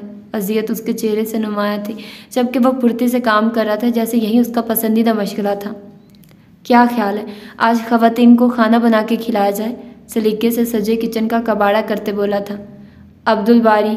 फ़िज़ान उसे पूछना चाहते थे कि ये सामने ठहरा शख्स कौन है, पर वो अपनी ज़ात पे बात आने नहीं दे रहा था। छोड़ो ना यार, एक उम्र गुजरी है अब्दुल बारी की तलाश में, ऐਵੇਂ ही मूड ख़राब कर रहे हो। हमेशा से अपनाया जाने वाला लाडला अंदाज। ज़रमीना और उनके पीछे आई उफ़क़ ने इन दोनों की बेसर पैर की बातें के चाह के भी मायने अक्स नहीं कर पाई। ओ लेडी मिसिस फ़िज़ान, क्या आप मुझे मिसालें ढूंढने में मदद करेंगी? एप्रन बांधे वो ज़रमीना के सामने आया। सब बहुत आर्टिफिशियल सा लग रहा था। वो अब्दुल बारी कोई गुड्डा सा महसूस हो रहा था। उसकी मुस्कुराहट, बातें सब मसनूई लग रही थी, पर वो मकानकी अंदाज में आगे बढ़ते उसकी हेल्प करने लगी थी। कुछ देर में वो चाइनीज़ राइस नामी डिश तैयार कर चुका था। वो जब से आया था मुसलसल बोल रहा था, बिना वजह के हंस भी रहा था। ज़रमीना का दिल उसकी हालत देखते बार बार कुछ गलत होने का इशारा कर रहा था, पर किसी को कुछ समझ नहीं आ रहा था वो क्या करे। जाए नमाज मिल सकती है? हाथ धोते उसकी बात किसी और के लिए शॉकिंग हो ना हो, फ़िज़ान के लिए ज़रूर थी, लेकिन चुप इख्तियार की। मेरे ख्वाब में वो खून में डूबी लाश मेरी अपनी ही थी फैज़ी। अब्दुल बारी मर गया। फ़िज़ान की आंखों की हैरत का जवाब उसके कान के करीब सरगोशी करते दिया था। वो हक्का बक्का उसे देख रहे थे, जो जहर उनके कानों में अंडेले वहाँ से जा चुका था। यार फैज़ी, आपके घर में मेरे लिए तो कमरा ही नहीं, मैं कहाँ सोऊंगा? नमाज से फारिग होते वो एक नई शिकायत लाया था। अब्दुल बारी, मुझे बात करनी है, क्या हम बाहर चल के बात करें? फ़िज़ान का ज़ब्त जवाब दे गया था। अरे वाह, यहीं पे बात करें ना यार। यहाँ कौन है? गैर ये ज़रमीना शाह है, जिन्होंने मेरे वजूद को आपके घर की दहलीज पे छोड़ दिया। ये उफ़क़ शाह, इन्हें कौन नहीं जानता। इन्होंने तो मेरे वजूद को किसी दहलीज पे छोड़ना भी गवारा नहीं किया। हाँ हाँ, बल्कि यूँ टुकड़ों में तकसीम करते गटर में बहा दिया। यार फैज़ी, क्या अब्दुल बारी का वजूद वाकई इतना नापसंदीदा रहा है? कोई उसे अपनाना ही नहीं चाहता? वो सुबह से जो हंस मुस्कुरा रहा था, एक ही सफ़ में उन तीनों को ला खड़ा किया था। वो तीनों ही उसके मुजरिम थे, जो पशेमान से ठहरे उसके कटहरे में खड़े थे। माफ़ कर दो ना बेटा। ज़रमीना शाह बाकायदा हाथ जोड़े उसके सामने आई थी। माफ़ी देने वाला मैं कौन होता हूँ? अरे मैं तो बता रहा था, मैं आप लोगों के लिए अजनबी नहीं, आप मेरे लिए अजनबी भी नहीं, बहुत अपने हैं। आप लोग किसी ज़ख्म की तरह मीठा मीठा दर्द देने वाले। अब के वो बराह रास्त उफ़क़ के सामने आया था, जिसने उसे नज़रअंदाज करते पीछे पलटना चाहा था। क्यों किया ऐसा उफ़क़? एक बार भी रोज़े महशर का नहीं सोचा? अपनी ज़ात को दरमियान में लाए बगैर उसने उफ़क़ के लिए इम्तिहान खड़ा किया। नफ़रत है मुझे तुमसे, तो भला मैं क्यों तुम्हारे वजूद को अपनाती? इंतहाई सख्ती से कहते वो वहाँ से हटना चाह रही थी, जब बिना किसी का लिहाज किए वो उसका हाथ थाम गया था। ज़रमीना शाह और फ़ैज़ान नामहसूस अंदाज में वहाँ से हट गए थे। इतना आसान नहीं होता नफ़रत का दावेदार बनने के लिए, साबित करना पड़ता उफ़क़ शाह। उफ़क़ को उससे खौफ महसूस हुआ था। देखो, उसने हाथ उठा अपनी तरफ इशारा किया।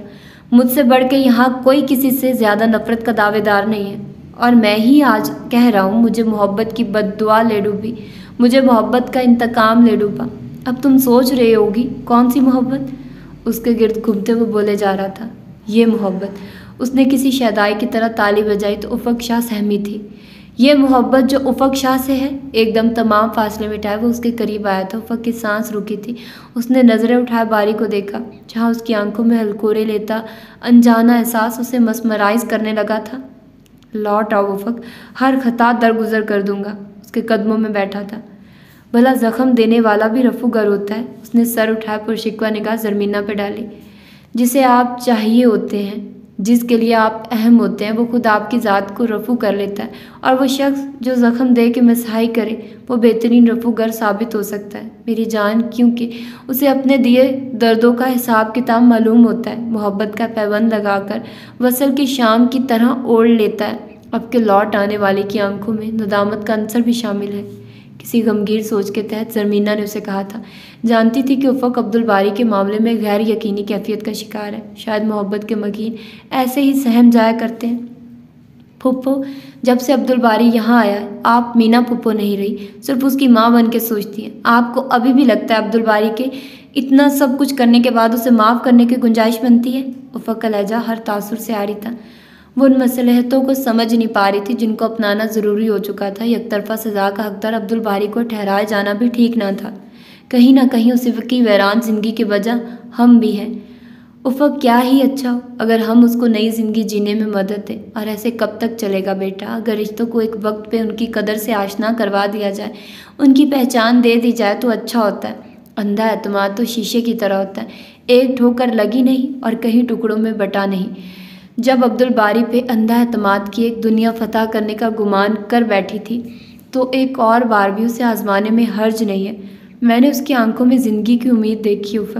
मैंने अब्दुल बारी में उफ़क़ शाह को देखा है। ज़रमीना ने उफ़क़ को सामने उसकी नादानियों की दास्तान भी रखी, जो कि अब्दुल बारी की नदामतों की हम कदम थी। उनकी बातों में खोई उफ़क़ फ़र्श की सफ़ेद चादर देख रही थी, जहाँ हल्की हल्की लकीरें पड़ना शुरू हो गई थी, वजह कि वो पाँव के अंगूठे से फ़र्श खुरच रही थी। फिजान चाहते हम उनके आबाई घर शिफ्ट हो जाएं। वो दुनिया के सामने मेरी हैसियत वाज़िया करना चाहते हैं। एक और मस्ता सुनाया तो उफ़क़ के जिस्म में एक अनदेखी दर्द की लहर उठी थी। वहाँ अब्दुल बारी की बीवी भी तो मौजूद होगी, अनीज़े। उफ़क़ को अपना आप किसी बंद किले में मकीद महसूस हुआ था। वो किले में भटकती मुसाफिर बन के रह गई थी, जिसे अपनी ज़िंदगी की बहारों की कोई उम्मीद न थी। मैं यही ठीक हूँ फूफो, आप जाइए फैज़ान अंकल के साथ। नए रिश्तों, नई ज़िंदगी की मसरतों पे आपका भी तो हक़ है ना? खुद को तकलीफ दे एहसास से निकाले उसने मुस्कुराते हुए कहा, जबकि ज़रमीना उसे पुरसोच निगाहों से देखती चुप रही। शाम में अलमास और अनाया की आमद एक बड़ा सरप्राइज साबित हुई थी। कितनी देर वो उफ़क़ को खुद से लिपटाए प्यार करती रही थी। वो उनके अब्दुल बारी की ख्वाहिश थी, जबकि अब्दुल बारी उन सबसे अनजान बना बैठा अनाया के बेटे से खेलता रहा। देखो उफ़क़, कितना के दीवाना है ये बच्चों का। आते साथ ही मेरे बच्चे पे काबिज़ हो गया। मेरे भाई को शौक़ को हवा देना बंद करो। लड़की कुछ सोच लो इसका भी, जो सब कुछ भुलाई यहाँ डेरे डाले बैठा है। अनाया को देखते हुए उसकी तरफ हमकने लगा था। है ले, मामू से कहो हमें एक प्यारी सी गुड़िया ला दें जो हमारे बच्चे के साथ खेलेगी। अनाया ने बेटे को पकड़ते साथ फरमाइश जोड़ दी। उसकी बात की गहराई को समझते उफ़क़ का चेहरा शर्म से सुर्ख पड़ा था, जबकि अब्दुल बारी के चेहरे पे एक दर्द अपनी झलक दिखाने लगा था। एकदम से यहाँ सांस बंद होने लगी थी, तभी वहाँ से उठ खड़ा हुआ। कहाँ जा रहे हो अब्दुल बारी? सुकून से बैठो, यहाँ बात करनी है मुझे तुमसे, अलमास ने उसे डपते हुए कहा। क्या यूँ अवारा भंवरा सिर्फ इंसान बन के मुझे मेरे नाकर्दा गुनाहों की सज़ा दे रहे हो? एक माँ के जज्बात से नहीं खेल रहे तो और क्या है ये? खुद को और हमें इल्ज़ाम देना बंद कर दो। जो हुआ एक बुरा ख्वाब समझ के भूल क्यों नहीं जाते? अलमास की बर्दाश्त की हद ख़त्म हुई थी। मुझे किसी से कोई गिला नहीं है मम्मा, प्लीज़ आ जाऊँगा मैं। वो नरम पड़ते अलमास के कदमों में बैठा था। ज़रमीना शाह ने इस मंज़र से निगाह चुराई। लफ्ज़ मम्मा पे उनका कोई हक़ नहीं था। ये शेर जवान लड़का उनके जिस्म का परवरदा था, लेकिन परवरिश करने वाले को तमाम तर हकूक़ सौंपे जा चुके थे। वो तो अब्दुल बारी से कभी ये लफ्ज़ भी सुन न पाती। ख्वाहिश दरकनार थी। फिर लौट क्यों नहीं आते? जो हुआ अब्दुल बारी वो हम सब के लिए आजमाइश थी। तुम ये क्यों नहीं सोचते 20 साल तक तुमने एक मोतबर पहचान के साथ गुजारे। रोज़ ईदी सेंटर्स में कहीं ऐसे बच्चे लाए जाते हैं जिनको अपनी शनाख्त ही नहीं पता होती, और तुम तो हमारा खून हो। अनाया ने उसके शाने पे हाथ रखा। उफ़क़ और ज़रमीना शाह पस मंज़र में चली गई थी। तुम्हें बहुत सारे रिश्ते मिले हैं अब्दुल बारी, प्लीज़ इन रिश्तों की कदर सीख लो, हम सबको माफ़ कर दो। अलमास की आंखें चलकी तो वो तड़प उठा था। घर चलो अब्दुल बारी, तुम्हारा घर तुम्हारी आवाज़ सुनने को भी तरस रहा है। अलमास ने तुम्हारा घर पे जोर देते पुरसकून झील में आखिरी कंकर मारा था। सिर्फ तुम ही नहीं, ज़रमीना, चच्ची और उफ़क भी हमारे साथ जाएंगे। अनाया ने उसे अपना बेटा पकड़वाते उफ़क को गले से लगाया। हाँ, और मैं अपने बेटे की धूमधाम से शादी करूंगी। अलमास ने एक नया प्लान बनाया था। इस मंजर में सिर्फ अनाया और अलमास की अजारादारी थी, जो माजी का किस्सा तमाम किए मुस्तकबिल को संवारने की उम्मीद लाई थी। सिर्फ अब्दुल बारी का झुका सर बाकी सबको मोतबर कर गया था। वक्त अपनी गर्दिश बदलने लगा था। कहीं कुछ नई रुतों के गुलाब खिलने लगे। ऐसे में बहार रुतों की आमद हारे हुए मुसाफिरों को नई उम्मीद दिलाने लगी थी। मोहब्बतों के मकीन उसे अपनाने से इनकारी रहे थे, लेकिन वो फिर भी अपनी जगह बनाने में कामयाब रही थी। जहाँ फैज़ान ने दुनिया के सामने ज़रमीना शाह का हाथ थामे उन्हें पाक बीबी से एक गरहस्ती करने वाली औरत की शनाख्त दिलवाई थी, वहीं अब्दुल बारी हज़ारों रंजिशों को एक कोने में रखे इस वक्त उफ़क शाह के हमरा बैठा था। सफ़ेद लिबास की सफ़ेदी छठी तो रंगों का बादशाह सुर्ख रंग शहनाइयाँ बजाते अपनी जगह हासिल करने लगा था। देखने वाली आंख उसके हसीन रूप को सराहे बगैर नहीं रह सकी थी। अनीज़े और पुप्पो के अलावा सभी लोगों के लिए अब्दुल बारी और उफ़क शाह की शादी में शमूलियत इख्तियार की थी। सुब्तईन शाह और मुस्तकीम शाह को महसूस हो रहा था कि यह सुर्ख रंग जैसे बनाया ही उफ़क शाह के लिए गया था। रंगीन आबगीनों की चमक लिए तितलियों की मानित रंग बिखेरती नकराई हंसी की गूंज सैयदा वाली हवेली की बेटियों के जिंदा होने की निशानी थी। दादी साई ने जब उफ़क के पहलू में बैठी ज़रमीना शाह को देखा तो कहीं एक अरमान जागे थे जिसकी ज़िंदगी इन रंगों से मुंह मोड़े गुजरी थी। कफ्स के कैदी रिहाई हासिल करते नए दुनिया के वासी बनने लगे थे। ऐसी दुनिया जो महज 3 दिन के सोग पे यकीन रखते ज़िंदगी के काफ़िले के साथ चलने लगती है। अब के ज़िंदानों में कोई बेटी मकीद नहीं होने वाली थी, क्योंकि सैयदा वाली हवेली की मकीनों को ये जरता आंचल ओढ़े लड़कियां अच्छी लग रही थी। आज का सूरज हर रोज़ जैसे थके वो मुसाफिर की तरह अपनी मंजिल की जानिब गामजन तो था, लेकिन एक मुतमईन सरशारी लिए हुए था। दिन ढला, रात ने बसेरा किया। बरकी कमकमों से सजा घर जिंदा इंसानों के अंदर से फूटती रोशनी की मिराज लिए हुए था। वो तमाम मेहमानों से मिलने के बाद अपने कमरे में आया। सारी कसाफतें उसका मनमोहना रूप देखते धुलने लगी थी। उफ़क शाह के सितम पे मोहब्बत ने अपना पहरा बिठाया। मोहब्बत अपनी फतह पे खुश होती रक्स कर रही थी। अब्दुल बारी ने एक भरपूर निगाह उसके सरापे पर डाली, जो पूर उसके लिए सजाया गया था। आज से पहले शायद उसे अंदाज़ा नहीं था कि सुर्ख रंग इतना भी प्यारा लग सकता है। कितनी देर खामोशी का राज रहा था कहने सुनने को, जब जैसे बहुत सब बातें ख़त्म हो गई थी, लेकिन बोलना भी ज़रूरी था। दुनिया की रीत थी, निभानी थी। उसने शेरवानी उतारे एक तरफ रखी, हाथ में बेशकीमत पायल थामे वो उसके सामने आ बैठा था। माना कि थोड़े बेकदरे हम, तेरी कदर ना की, पर चल छोड़ अब नाराज़गी, अब दिल नहीं लग रहा। गमगीर आवाज़ ने कमरे में फैले मायने खेज खामोशी को तोड़ा था। एक आशना लम्स ने पिंडलियों को छुआ तो वह जैसे गहरी नींद से जागते पाँव समेट गई। उसका गरेज अब्दुल बारी के लबों पे हंसी खिला गया। उम्र खसारा बख्त को अब उनका हिसाब कौन दे, बातें जो बेसमर रही, लम्हे जो रायगा गए, बेसाख्तगी से कहते उसने ना चाहते हुए भी उसके गुरेज पे शिकवा किया था। वो बिना कुछ बोले रुख मोड़े एक नज़र कमरे का जायज़ा लेने लगी। रंग बिरंगी फूलों से मज़य्यन जहाज़ी साइज बेड और कमरे में पड़ी एक एक चीज़ अपनी कीमत का मुंह बोलता सबूत पेश कर रही थी। सुनहरे रंगों से मज़य्यन खिड़कियों पे पड़े पर्दे कमरे के फर्नीचर से मुनक्किस हो रहे थे। न जाने अब्दुल बारी कौन से वक्तों के खसारे की बात कर रहा था। महलों का परवरदा शख्स सिर्फ एक ज़रा सी खर्च पे इतना तूफान लाया था जिसके असरात चाहते हुए भी ख़त्म नहीं हो रहे थे। अपने कंधे पे सुलगता लम्स महसूस करते वो सीधी हुई। जानती हो इन जागुज़ीन लम्हों का कितनी बेताबी से इंतज़ार किया है, जब उफ़क शाह को ये बता सकूं मैं इस रिश्ते की पामाली करने वालों में से नहीं हूँ। उफ़क शाह, तुमने कभी अब्दुल बारी को जानना ही नहीं चाहा। महज इंतकाम लेना मकसद होता तो कहीं एक ऐसे मौके मुयस्सर थे, लेकिन एक डर था ज़रमीना शाह के जैसे उफ़क शाह कमज़ोर हुई तो अब्दुल बारी फिर से खाली हाथ रह जाएगा। इसलिए अपने पास महफूज रखना चाहा था। रास्ता गलत था, नियत नहीं। मोहब्बत नफ़रत ये कोई सोच समझ के की जाने वाली चीज़ें नहीं है।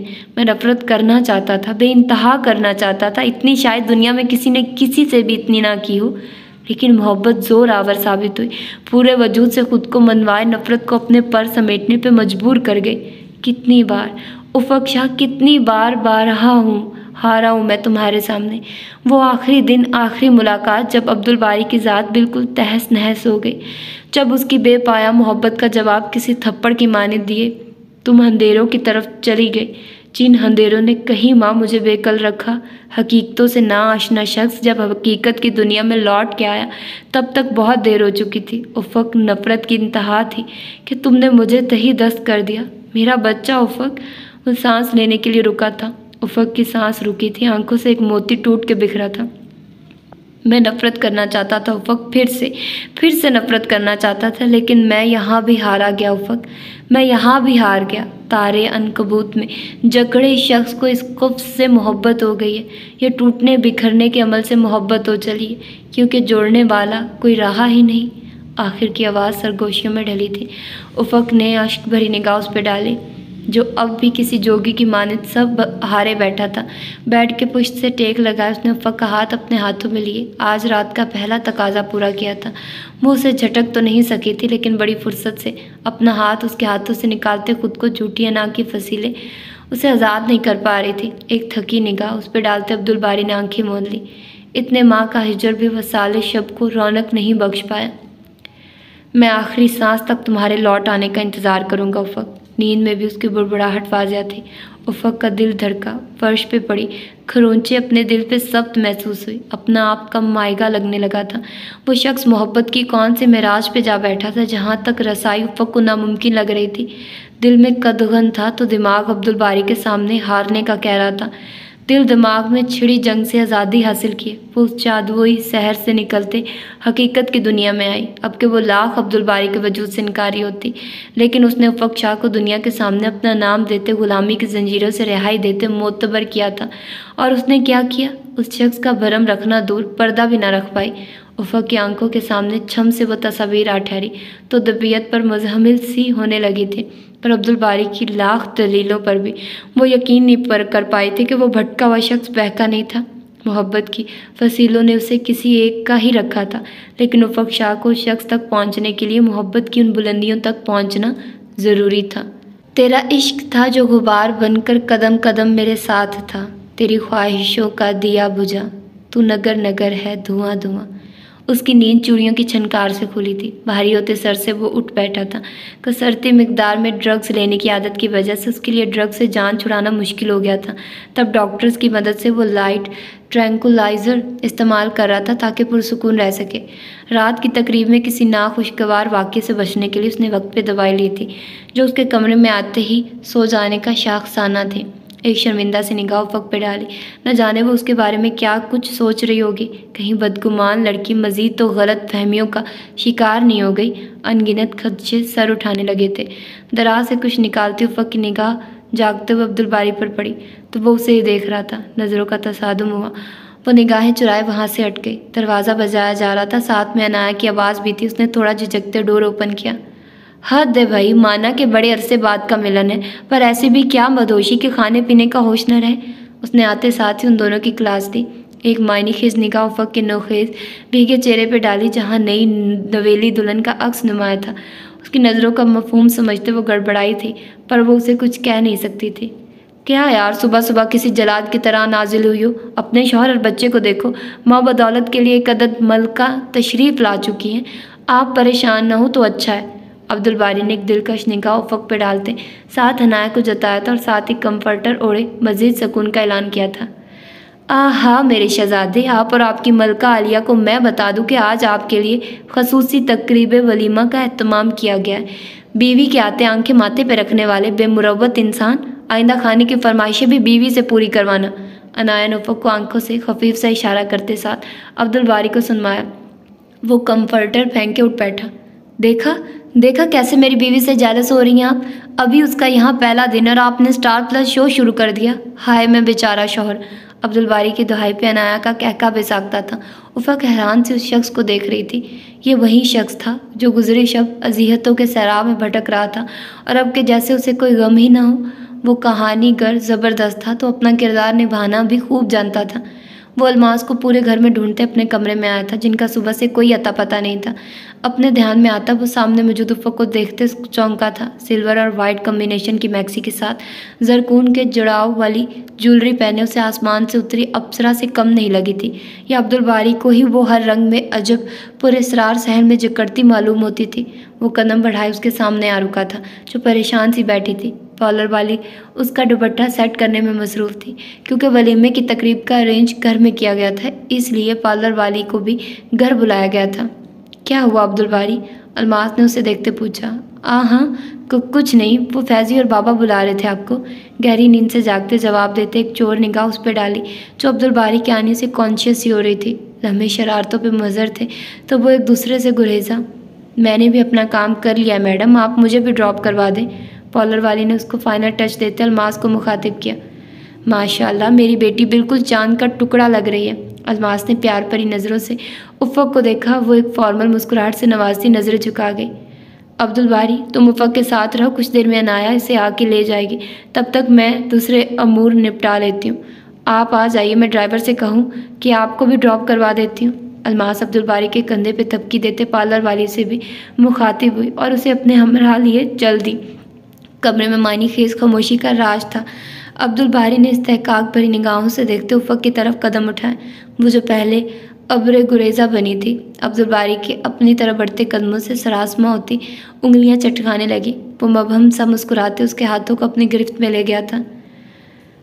आज माह कामिल उफ़क़ से उतरते वाकई मेरे कमरे में आबसा है, जिस पे मैं जितना नाजा हूँ कम ही है। मेहंदी की सूंधी सूंधी खुशबू अपने अंदर उतारे मखरूती उंगलियों को अपने लबों से छूते कहा था। उसकी हरकत पे उफ़क़ का खून निचोड़ते उसके गालों से छलकने लगा था। बारी ने एक हाथ बढ़ाए उंगलियों की पोर से उसके रुखसारों को छुआ। कश्मीरी सेब, लबों पे शरारती मुस्कान थी। उफ़क़ ने झटके से सर उठाया। वो शख्स उसे फिर से उन्हीं यादों के झरोंकों में लाया था, जहाँ उफ़क़ बारी की दास्तान बिखरी थी, जिन खिड़कियों को बंद करते करते वो आबला पा हुई। उसकी आंखों में हलकोरे लेता सर्दपन अब्दुल बारी को कुछ गलत होने का एहसास करवाने लगा था। उफ़क़ में वो उससे हाथ छुड़ाए बेड पे जा बैठी। वो उसकी सोचों का तयन करते एक गहरी सांस भरे उसके कदमों में आ बैठा। सिर्फ तुम्हारी चाह में उफ़क़, और कितने कुफारे अदा करने होंगे। हाथ उसके घुटनों पे रखे, एक हाथ से उसके झुके सर को उठाया, लेकिन हमेशा की तरह गहरी पुरसुकून समंदर के जैसी आंखों में ठहराव था। कहीं से कोई जवाब, कोई गूंज न थी। उफ़क़, सिर्फ इतनी सी इल्तिजा है, हर तरफ बिखरी अनगिनत दास्तानों की तरह। उफ़क़, बारी की दास्तान भी खाक ना हो जाए। एक मौका देके तो देखो, इस दास्तान को खाक होने से बचा लूँगा मैं, यकीन रखो। वो फिर से सफाइयों का खेल खेलने लगा था। अब्दुल बारी, तारे अनकबूत की उस पहेली में ऐसा कुछ भी नहीं है जिसे अमर किया जा सके। इस खाको खून की दास्तान को खाक की दबीज़ तह में लपेट के रख दिया जाए तो ही अच्छा है। वो बोली तो झरनों पे बैठी चिड़ियाँ चहचहाई थी, लेकिन उसके लफ्ज़ों ने उन्हें फिर से खामोश रहने पे मजबूर किया था। खामोशी फिर से चादर ओढ़े उन्हें उदासी से देखने लगी। फिर यहाँ ना आती उफ़क़, मैं साबिर बन जाता। उसका हाथ गिरफ्त से आज़ाद की उसने खामोशी का पर्दा चाक किया। मैं मीना पुप्पो को खुश देखना चाहती हूँ। गलती तुम्हारी नहीं है बारी कि तुमने मुझे धोखा दिया, गलती मेरी थी जो मैंने तुम्हें मौका दिया। शायद उसने अपनी यहाँ मौजूदगी की वजह बयान की थी और साथ में अपनी मोहब्बत को गलती का जामा ओढ़ाए आहजारी पे मजबूर कर दिया। वो ऐसे भी खुश हैं उफ़क़ शाह, लेकिन याद रखना दुनिया में वाहिद ज़मीना शाही तुम्हारी खैर ख्वाह नहीं है, कोई और भी है, अगर कभी देखने की तौफीक हो। सर्द मोहरी से कहते वो वहाँ से चला गया था। वलीमे की तकरीब एक कहर में लिपटी धुंध जैसी गुजरी थी। फिजान चाचू और ज़रमीना पुप्पो ने अपनी नई ज़िंदगी का आगाज़ एक नए सिरे से करने का सोचा था। तभी वो बारी और उफ़क़ की वलीमे की तकरीब के बाद वो दोनों ही एक लंबे अरसे के लिए ऑस्ट्रेलिया फ्लाई कर गए थे, जहाँ फिजान के साथ साथ ज़रमीना शाह ने भी अपनी अधूरी छोड़ी ला की प्रैक्टिस जारी रखने का सोचा था। उफ़क़ की बेमहरी का आदी होता अब्दुल बारी भी एक जामिद खामोशी की लपेट में था। तो ये थी इसकी चौथी एपिसोड। होप्स हो कि आप लोगों को ये वाली एपिसोड पसंद आई होगी, क्योंकि आलमोस्ट सारा माजी क्लियर हो गया था, तो कहानी थोड़ी वाज़ेह हो गई थी। पहले 3 एपिसोड तो इतनी उलझी थी, मतलब इतना भी नहीं उलझाना चाहिए कि कहानी का सारा मज़ा ही ख़राब हो जाए। लेकिन खैर, चौथी एपिसोड बहुत अच्छी रही। होप्स हो कि 5वीं एपिसोड इससे ज़्यादा अच्छी होगी। तो अपना ढेर सारा ख्याल रखिएगा, मुझे दुआ में याद रखिएगा। मिलते हैं इंशाल्लाह इसकी आई थिंक सो आखिरी एपिसोड और 5वीं एपिसोड में। अल्लाह हाफिज़।